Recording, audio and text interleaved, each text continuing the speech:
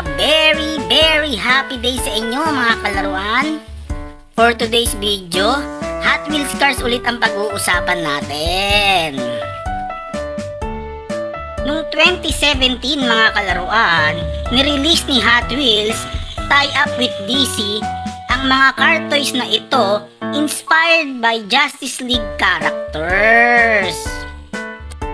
Unang-una dito mga kalaruan ay ang car ni Batman na tinawag nilang Street Shaker. Goods na goods. Pangalawa naman ay ang car ni Wonder Woman na tinawag nilang Maximum Leeway. Goods na goods. At syempre mga kalaruan, pauhuli ba ang car ni Superman na tinawag nilang Power Pro? Goods na goods! Syempre mga kalaruan, kahit hindi ko man nakumpleto ang complete collection na to, masasabi ko pa rin na goods pa rin ito. Bakit?